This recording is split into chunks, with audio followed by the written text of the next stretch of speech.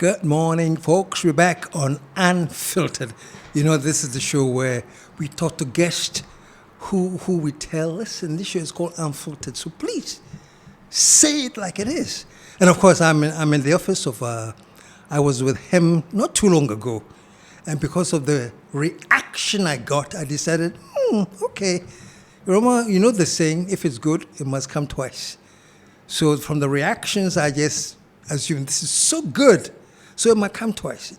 Remember, I was introducing him and I said, when it comes to legal issues, when he talks, there's a word that I use, gravitas. Okay, same would do. So I'm back to my lawyer, Gravitas, again, so we can have conversation. We're going to talk about the law stuff. We're going to talk about issues of the looting. We're going to talk about all these things that concern Ghanaians now. But let me stop talking because I'm in the presence of a man to respect. Gravitas. Yeah, the Gravitas. How you doing, sir? Good to be back, man. Sure. And Glad to have you. Thank you. I'm back because most of the times I read the comments from my viewers, and depending on what you're saying, I can tell they want more of Gravitas. So that's why I'm back here today. And I think when I called you, I said I wanted to talk about things, about the legal issues, about these loot issues, about everything. So let me start this way. The other time when we talked about the CJ and how there are elements of politics that believe that maybe she was victimized, maybe things were not done as right. And Afenyo Markin made a comment about this whole thing. I just want to play the comment quickly to you, and then I want your reaction. Listen to this. That's what did she do? That in cases that suited her, Which she cases quickly had it quickly. specifically? In fact, in one of the petitions against the CJ, Yes. they mentioned Afenyo one of Markin. the exactly But Afenyo Markin was a case in point. Hold on. What did she do wrong in the Afenyo Markin case? A constitutional matter of that urgent nature had been occasioned by a pronouncement by the speaker. Government business had been stalled, and you don't think that a constitutional court had a bona fide responsibility in that circumstance to consider and determine the matter? I'm surprised. Why those arguments? People trivialize everything. In any event, what was her interest in the Afenyo Markin case against the speaker? What was Tokonoo's interest? The Chief Justice, what was her interest? Did she have any interest personal to her other than the Constitution? The accusation is that she had an NPP interest. Oh, come on. So, lawyer, we're back. Your reaction? Kwaku, thank you very much. I think that the Honorable Afenyo Markin was being economical with the truth, to say the least. First of all, I believe he misrepresented the factual situation, asking what the interest of the former Chief Justice was at the time. It's now giving Ghanaians what actually was her interest at the time, to protect the government in power. That is what she is demonstrating now, to keep the NPP government in power. That must have been... Quick question before you finish. Was that her interest? That's what you see as her interest? That's what I'm seeing now. Else, she would not be forum shopping. You know, going to this court today, another court tomorrow, a third court, and all that. We call it forum shopping in law. And if at that time we downplayed her real interest, now I can say that she was out to play politics. And a judge ought not do that. Once you don the judicial colours, you cease to be a member of any party. You are a justice of the Republic of Ghana. Now, if today the former Chief Justice is allowing herself to be used as a pawn in the hands of the NPP, then what she is screaming out there is that she was willing to do the bidding of the government. Then let me give an example. The 4 seats declaration saga that we witnessed as a nation. What happened? Her body language was out there for everyone to see. I noticed it. And what is happening in Parliament, at least today we know. We have heard it from the horse's own mouth that she didn't have any interest. But you just, cast your mind back. Let us cast our minds back to 17th, 18th of October last year. Within 30 minutes, a Supreme Court had been empaneled. 5 justices of the Supreme Court were empaneled within, to borrow Nkrumah's shortest possible time. That's unusual? Unusual. The Supreme Court will never do that. It would have been unthinkable before then for the Supreme Court of Ghana to be empaneled. What was the urgency about that matter? That a motion which was ex parte was thrust onto the judicial desk. And within a very short time, 5 justices had been composed to deal with the matter expeditiously. If the Honorable Afenyo Markin described that as expediency, then I'm afraid we have a long way to go. Well, how else would it be described if it's not expediency? There was nothing expedient about that. Nothing, absolutely nothing. Now, if there are 3 arms of government: Parliament, the Judiciary, the Executive. Each of them it must be independent. I know that they usually will cooperate, but that occasion did not call for that. The Speaker had exercised a discretion which had support under the Constitution. So not that it was devoid of legality, it was constitutional. And yet we had a Chief Justice composing a court to hear an application in which the lawyer for the applicant drew the court's attention that even though there's some urgency about it, nevertheless, we want to point out to you, my lords, that the other side is not here because the application, was not on notice. And because it was without notice to the other side, you just give us 10 days to go and put our house in order and notify the other side to come. The Lady Chief Justice said no. That in itself was unconstitutional. It was unknown to our jurisprudence, because the known jurisprudence is that if it is ex parte, then under Order 25, Rule 1, Sub-Rule 7, the court is legally enjoined to grant 10 days maximum, so as to bring the other side on notice. That is the law. Yeah. Yeah. So quickly, then we can move on because I know we have so much to talk about today. Afenyo Markin is himself a lawyer.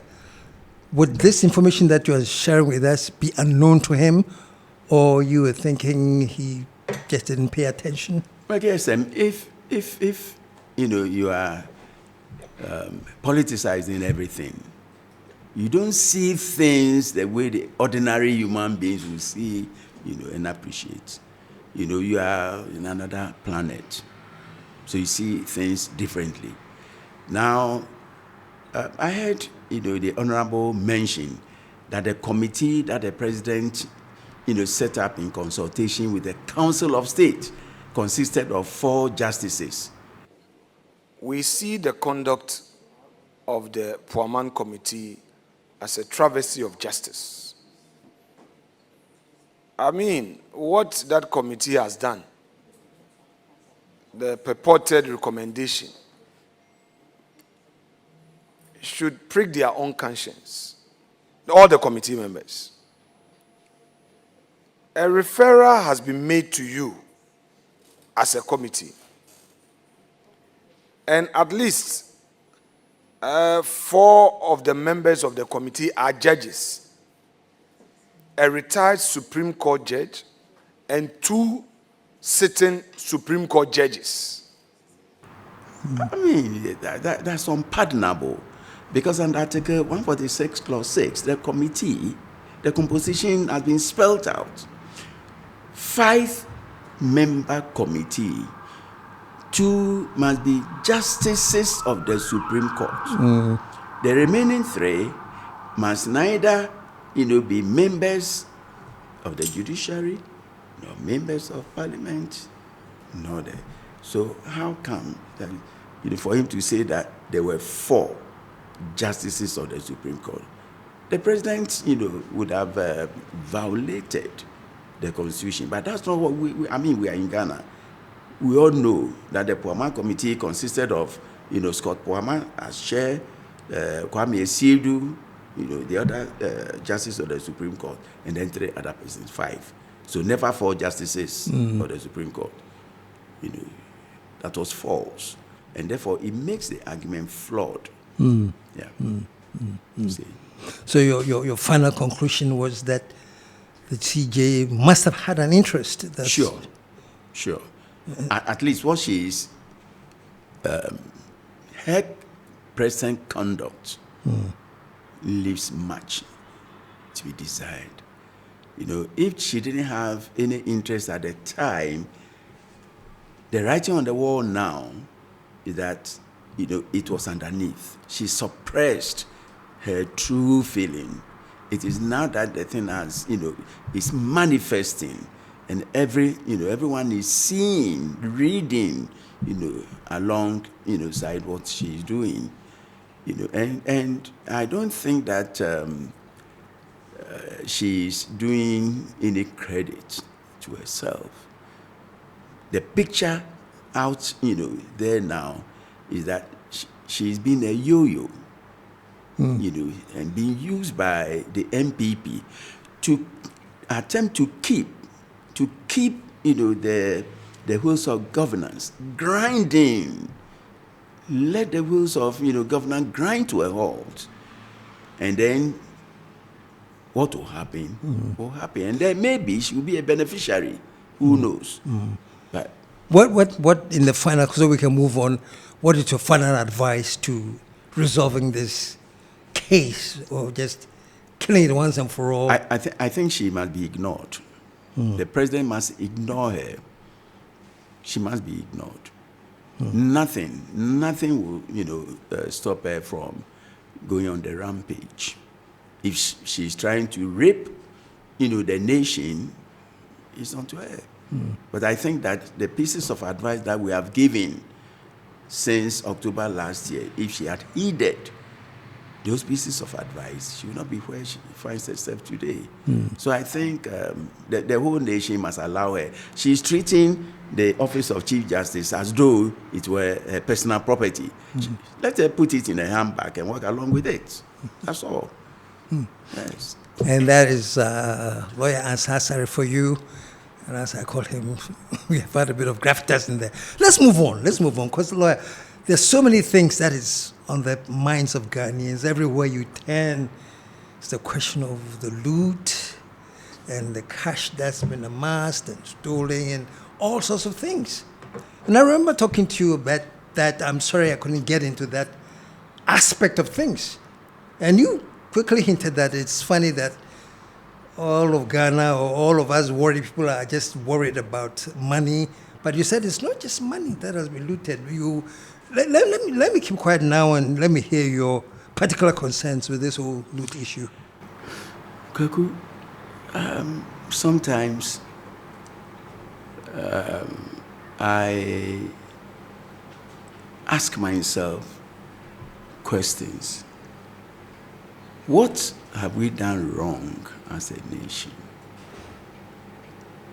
Why are we looking on, unconcerned, when two political parties have virtually reduced the nation into two football clubs, Asante Kotoko and Accra Suffolk? So depending on which side one finds himself or herself, you tend to support. We don't think about Mother Ghana. We are not thinking about Mother Ghana. We are thinking like supporters of Kotoko and Has, how many goals our teams can score. Therefore, if I am an NDC member and my party is in power, hear no evil, see no evil, Speak no evil. speak no evil. If I'm NPP and MPP is in power, the same. Therefore, it's like our politics. The analogy I can draw is that, it's like a ping pong game. So let's use this. Pap, pap. So as we play the ball, becomes interminable. Unless and until the ball drops, we keep playing. So, if NDC is in power, as the party is, currently, then 80% of Ghanaians who are now, feigning to be NDC will not see anything wrong, with what the party does. And if we just change and use the NPP, it's the same. So we tend to be stealing from ourselves. We will steal, and one day we will steal our own consciences. Now, if you look at the legal system, ask yourself, don't we have laws that deal with graft? Why are the laws not working? The laws are not working because you and I, everybody, all of us, tend to benefit from the spoiled system. So, if you cannot take it any longer, what do? You withdraw. You recoil into your shell and keep quiet. Therefore, you go to court. And, God knows how many times those engaged in the thievery approach law enforcement agencies and the courts, the judges. So we can't do anything because all the reports, the Commission of Inquiry reports, collect dust on the shelves. We shelve them. Nothing is enforced. Nothing is implemented. If I could just come in for a quick second. That, for me, sounds like a very scary situation for any nation. But let's take Ghana. We are in Ghana, so let's keep it to Ghana. If the laws that are supposed to actually prevent theft and graft and everything do not work, where do we stand? And are the laws not working because it is also in the interest of the parties to make sure the laws don't work, or simply because those who are in charge of making the laws work do not know how or are simply not doing it? The entire system is sick. The entire system, maybe it needs a midwife to carry out, a minor surgical operation. I wouldn't say major. Kweku, how many times has this nation been able to punish wrongdoers? We are talking about loot.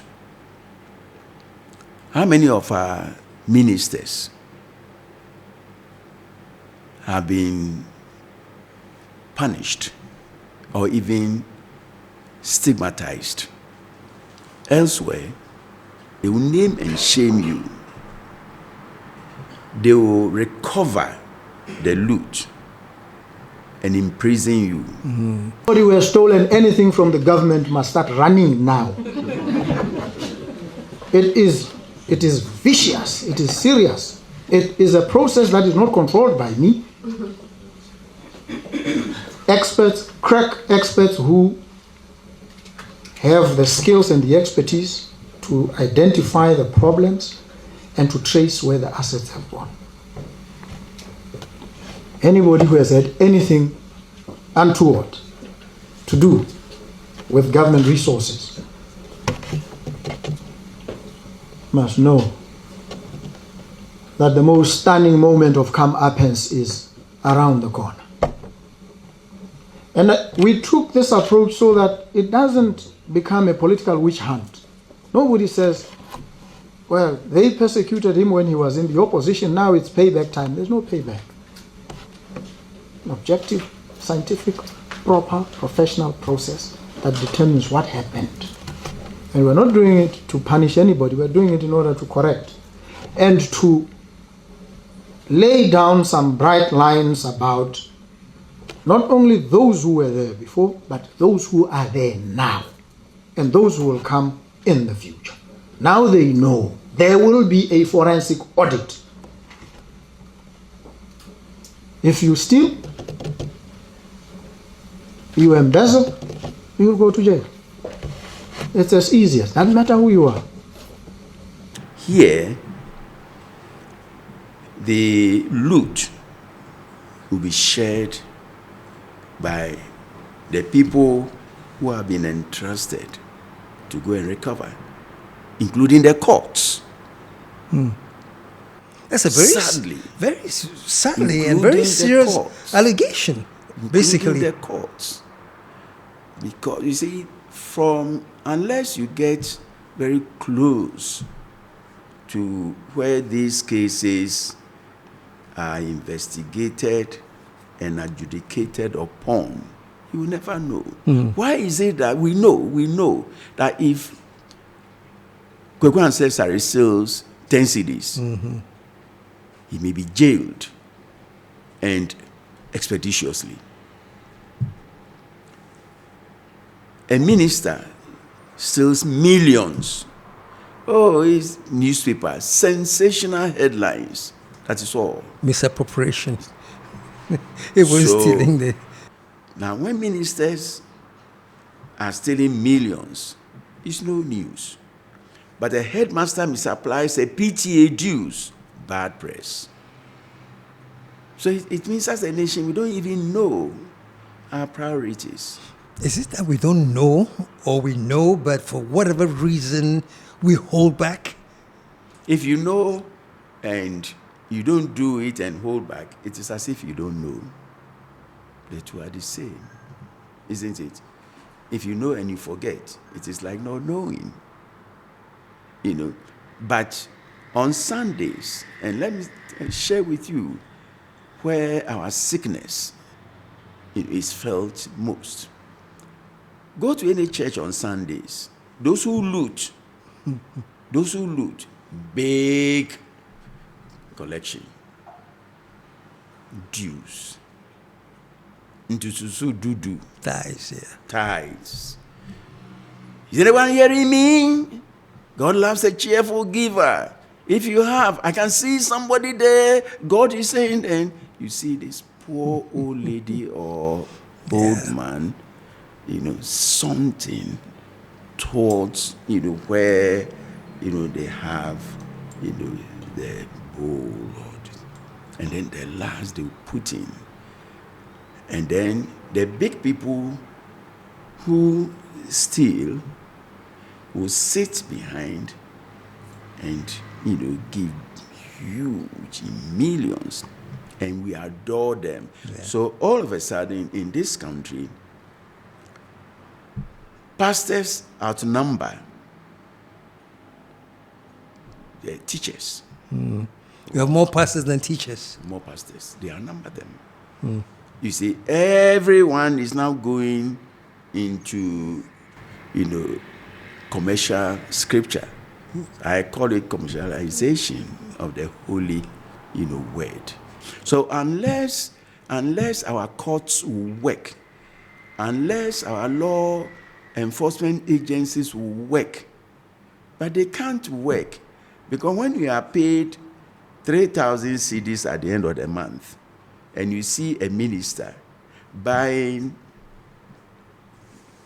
a cow every weekend for a party, what would you do? That is it. So, if I'm a judge and I have remained in the same position for many years without elevation, what must I do? I have to sacrifice my good conscience and do what my conscience will usually tell me not, to do. But I have to, in order, to be promoted. So, when I was a law student, you could tell, from the senior judges, the poorest among them, usually will turn out to be the correct ones. Yes. They will not accept anything. But today, times have changed. A new lawyer is enrolled on Friday, October, let's say 4th. Within 1 year, he's riding in, a V8, and society will not ask, where did you get the money from? Such a person would be the person they call swag, or a swag, and everybody will follow. So we have misplaced our values. And because we have many more politicians in the system, when did you learn about politics? So some 30 years ago, politics wasn't for, young people. Today, the average age is about 30. When we were learning how to crawl. So, our secondary school days, the politicians were in their 50s and 60s. Today, we're having politicians who are 18. So, unless we mend our ways, we have no future. If I should say this, that the beginning of everything should begin with law and order, and respect for law and order, not just to have the law and order there to be respected, but implemented, And I think that in a society where law and order does not work, how do you even build the nation if people don't have any respect for the law? And I was going to ask you this, because some of the things, they say is the law, somebody has stolen so much money, it's been put in the papers and everything, then the lawyer will say, I'll prove to you that this was not right, blah, blah, blah. Is this all part of why things are not working? Because even the law that is supposed to protect the nation, move the nation, can sometimes impede the progress of the nation. Do you get my question? Yeah, I do. The picture is this. The laws are there. They are not working. Why? Why are the laws not working? Because they are being implemented by human beings. And the human beings who are to implement the law don't have any faith in the rule of law. So we see it more or less like, let me go to work, I'll get paid. So go and do this. You turn and, I'm doing this. Those are they are not doing, but they are rich. So how did you, You want me to tell you? Okay. I've done A, B, C, D. If you are willing to come along, I have an ally. So if I loot, I'll share with you. You share with him. He will share with, my brother and my PA. So what happens? We are all looting. Now, if you shut up, and then weekends, you see your own friend who a few years ago, couldn't even make ends meet, all of a sudden has come into wealth. And nobody's questioning how the person, they say, if I tell people that I started buying land when I finished Legon in 77, the little things that I did, just, one plot. Another time, I went to Nigeria, the savings I made, I came back to Ghana, invested in land. So I want to do my farming, domestic one, backyard garden, and all that. So many improve there. Now, if I'm paid, that's then income from practice. I'll share this with you publicly. When civil servants, were buying their bungalows, this thing, I told my wife, let me also buy the residential facility for the director of the law school. Then my wife asked me, but if what they are doing is not, are you joining them or what? What would you need the director's residence for? I said, but everyone is by. He said, no, don't do that. You let them go ahead and do it.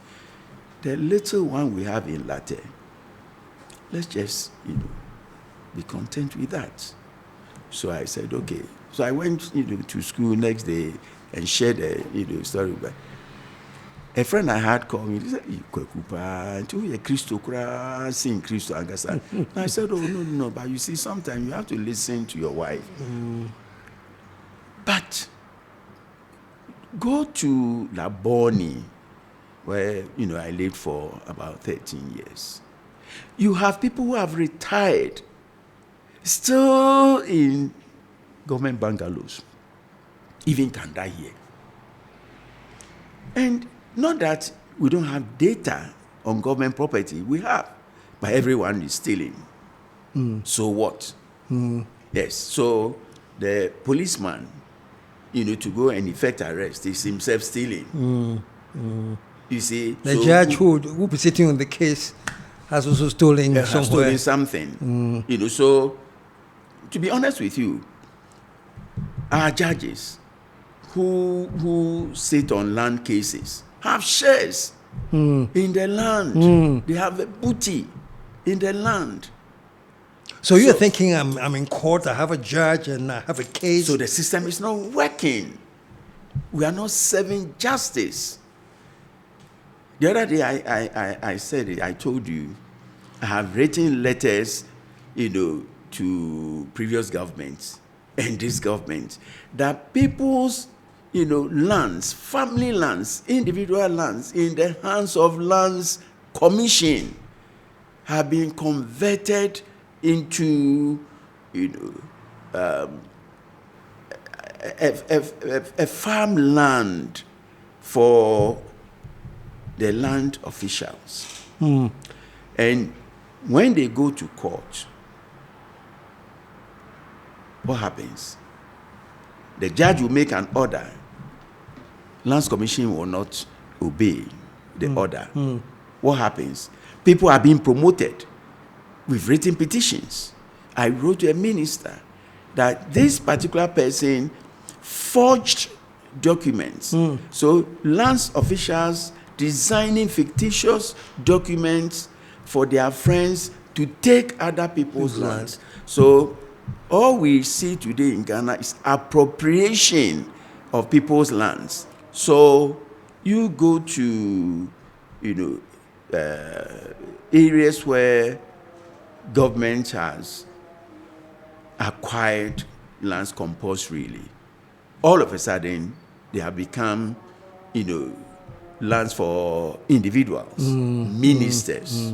And whether just to be clear, when the government acquires the land, they're supposed to be used for something For the national. purpose for which the acquisition was effected. Now, if government acquires land, it means government has paid. Therefore, it becomes the property of government. But Article 20, Clause 6 of the 1992 Constitution says that if the state does not use the land for the purpose for which it was acquired, it must be returned to the pre-acquisition owner. And of course, then the pre-acquisition owner must refund the compensation. On the other hand, if it is vested, so state vested land, it means that the state did not pay anything, and therefore, if it is not used for the purpose for which it was acquired, then it must be returned to the pre-vesting owners. So if you look at Section 268 of the Land Act 2020 Act 1036, it says that after the coming into force of the 1992 Constitution, it shall be unlawful for any family land to be vested in the president.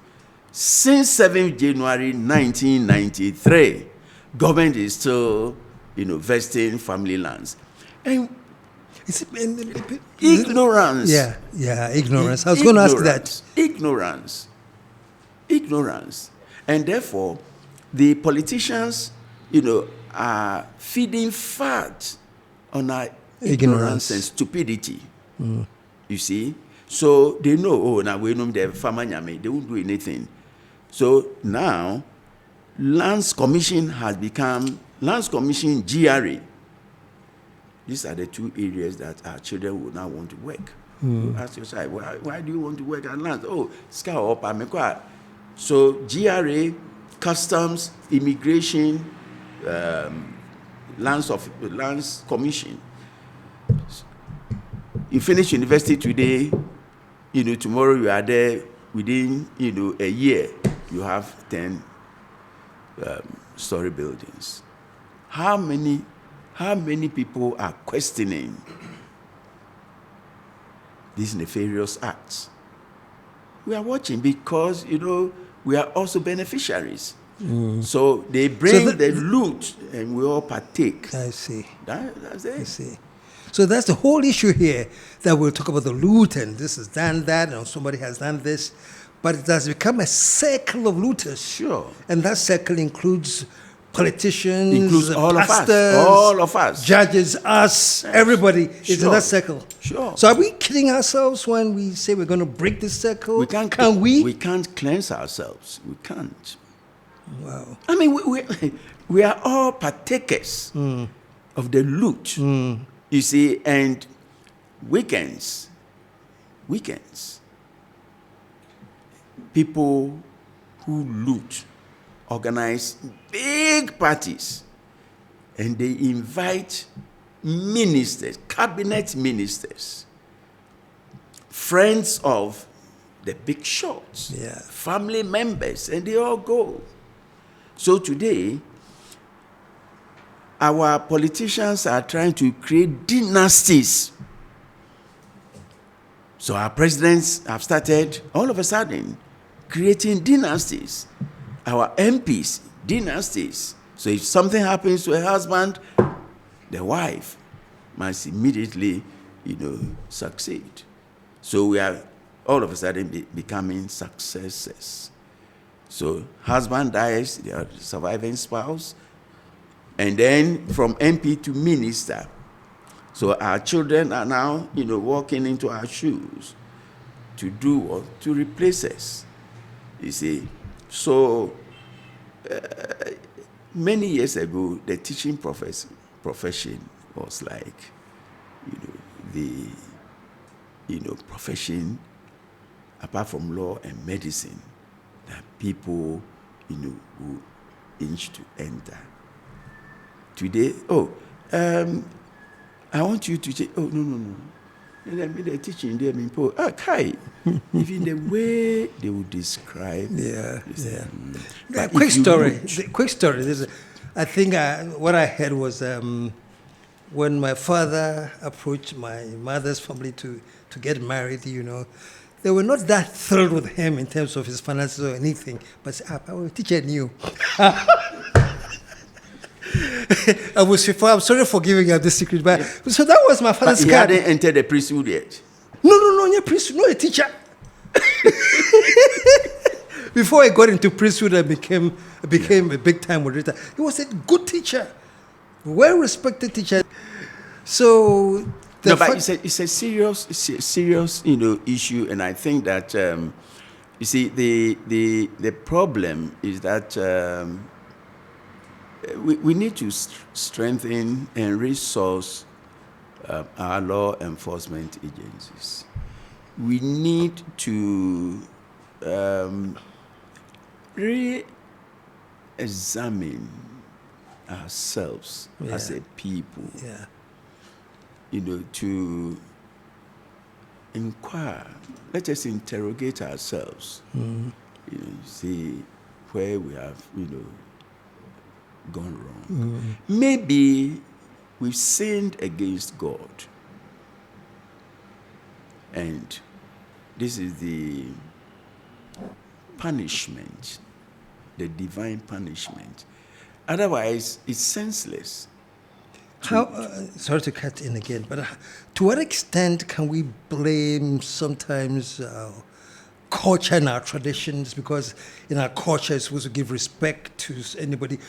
Quick example, not too long ago at all, some policemen pulled me over, I think they were inspecting the licenses. They were inspecting certain things, so they pulled me over.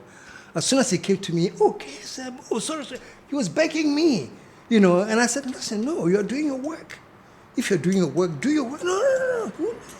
I should go, And I was trying to, big man. And I said, look, inspect. If I've done something wrong, take me to the, whatever. They say, hey, but even when we catch you, we make a mistake and take you to the police station. Do you know what the inspector will do to us? It's true. Yeah, but that's a culture, though, isn't it?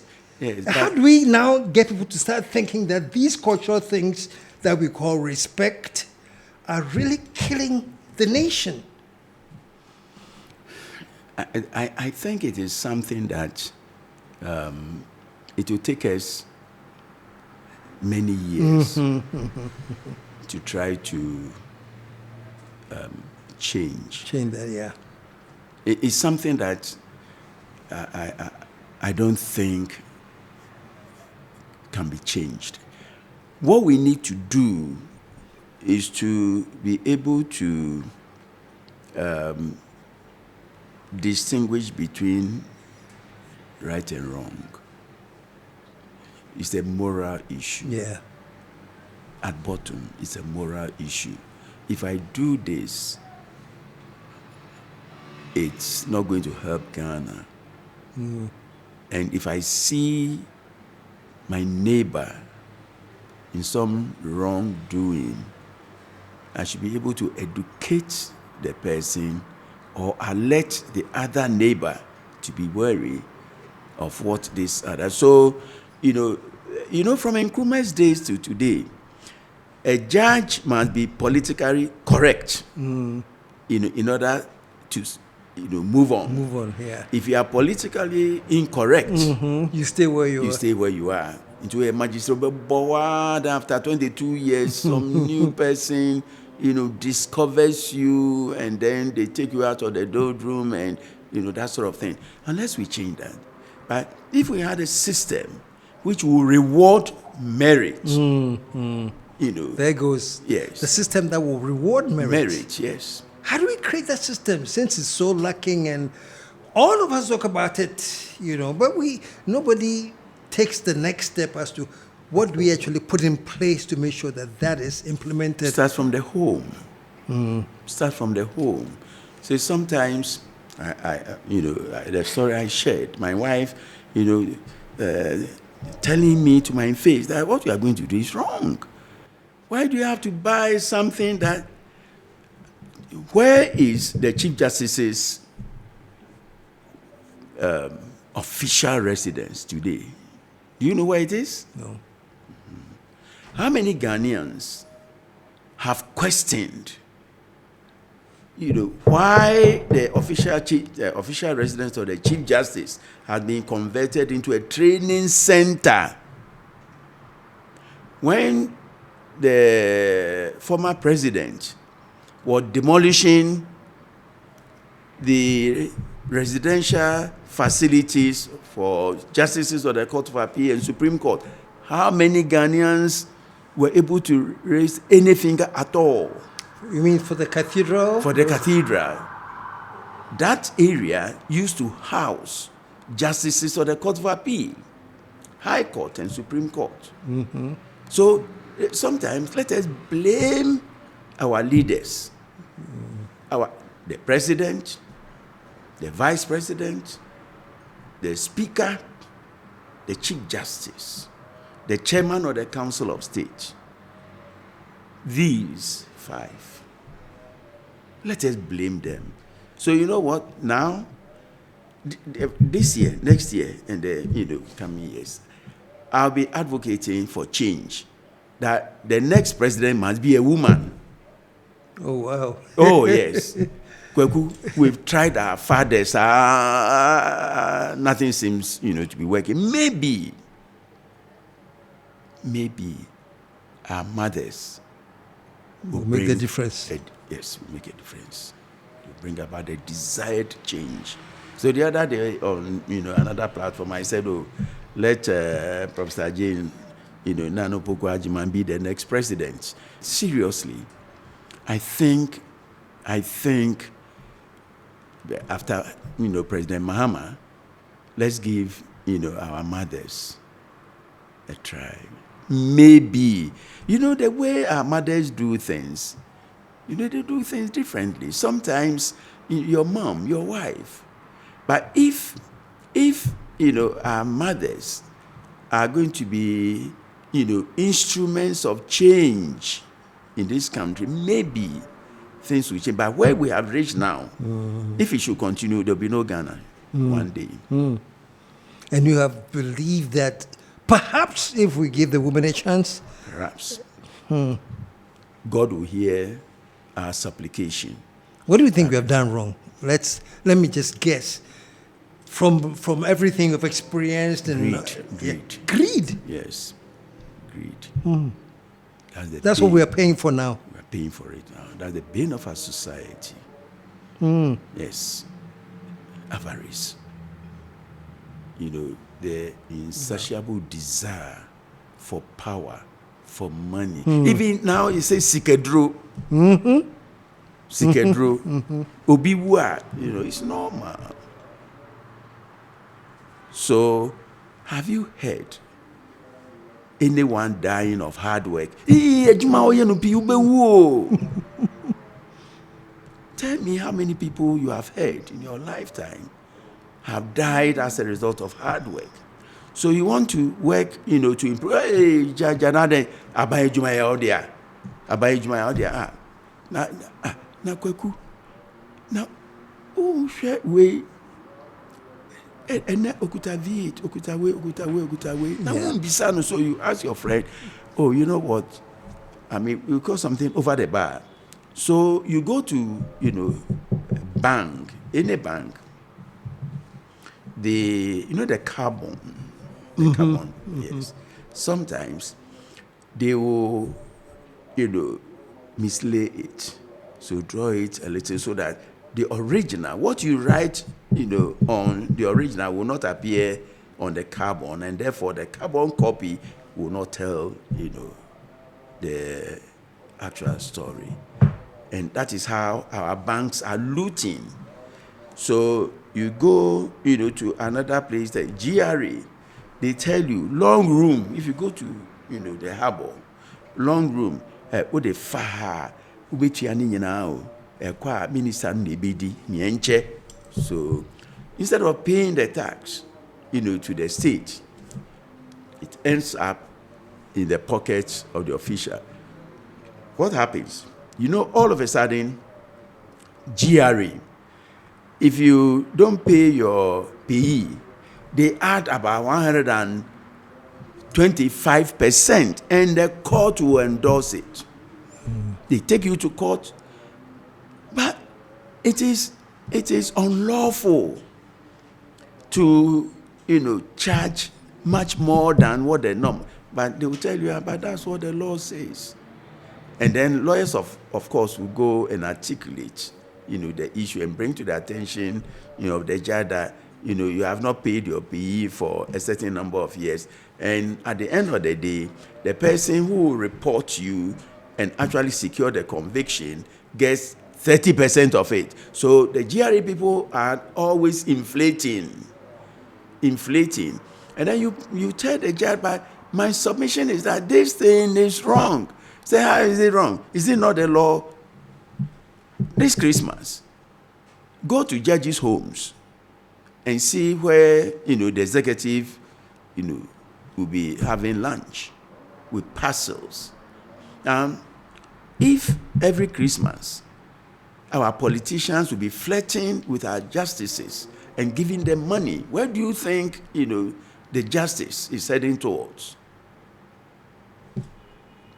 So banks are bribing judges, executives are bribing judges, that. You say this in, say, contempt of court. Mm-hmm. So we are using the law, to shield. Yes, wrongdoing. Sure. You're a lawyer of no mean standing. You have a whole law school. By the way, we are coming to you live from Mount Crest. This is a law school, and that's the founder or co-founder. Yes. And you're speaking like this. Sure. It's like, but you're a lawyer. Yeah, but I must say the truth. Yeah. Tell the but truth. how can you help initiate some reforms that will help build things? You see, a journey of 1,000 miles begins with the first step, isn't it? Yeah. But in Ghana, you take a first step, till thy kingdom come. Mm-hmm. So you want to initiate. When I'm teaching my students, I spice it, from time to time, intermittently, with stories, sharing jokes, don't do this. The regret is that when they finish, they do the opposite of what you taught them. Mm. And in a country where we are all stealing, sometimes my students will ask me, but you say we shouldn't buy questions, but the others are buying. I say, you study your law with integrity, By the way, this year, my students did me proud. Show some love, man. So, thank Mount you Crest very Law much. School, Yes. they passed there. Oh, they passed. Cool. With integrity. So, with integrity. Sometimes I feel guilty because I see people, turning a blind eye in this thing. And then I tell my students, look, don't copy, don't cheat. They say, but the others are cheating. I say, your reward will come one day where they don't cheat. And it's hard for them to swallow it because it's been done elsewhere. Yes. Yeah. And for me, that is the guilt I carry all the time. Why do I prevent my students from then? I tell them, be the odd one out. Don't try to follow the crowd. If you read Far From the Madding Crowd, then the other thing is that we as a nation are worshipping money today. If you have money, you have everything. Unless we do away with that mentality, Ghana is not going to change. But my message is that our politicians must stop stealing. They are raping the nation. They will rape and rape and rape, and the penetration will be such that one day there will be no Ghana to rape. So we need to stop. To save what is left of what we have. Yes. And it must start from the presidency. If the president can always look us in the face and say, I promise you that if I say this, I'll live up to that. And that me and my household are going to be worthy examples of what I tell you. Like Nanado will come and say, fellow Ghanaians, if the president can every month ending assure and reassure fellow Ghanaians that, any minister caught in some form of wrongdoing must be, reported and dealt with decisively. And I promise, my word is my bond, and therefore I'll implement it. Some of these things, Gravitas. We just have a few seconds to go, so I just want you to. Where's his camera? This one. I want to look directly. Let's hear your final words to the people of Ghana. So, what do you think Ghana should know? If you have any message for the Attorney General with the looting, everything, I want you to directly. My message to the Attorney General is that Dominic, please, be bold, be courageous, be firm, and do what a noble lawyer will do. That is, enforce the law as it is, not as what it ought to be. Wow. Show some love, man. Lawyer, sir. But I think he's doing well. He is. Dominic, he needs our encouragement and support. He will deliver. Okay. Yes, okay. he will deliver. Coming from you, may I take whatever you say when it comes to the law and social issues with Gravitas? I think you do. So there you have it, folks. We've unfiltered everything, and we'll be back again with more unfiltering. But let me say a big thank you to lawyer Ansa-Asare. And for those of you, one of the comments I got on Facebook, they said, after seeing you and hearing you, they want to attend Mount Crest. Oh, so, so folks, there you go. Thank you very much. I always, want to be counted among, the bold spirits. I'm not a timorous soul at all, and that's what I want my Attorney General to be. Thank you. A bold spirit. Not a timorous soul. So over to you, Dominic Ayeni. Yes. He wants you to be a bold soul. Spirit. And not what bold spirit. We want to be a bold spirit and not a timorous soul. Not a timorous soul. So should all of us be. Catch you with you later.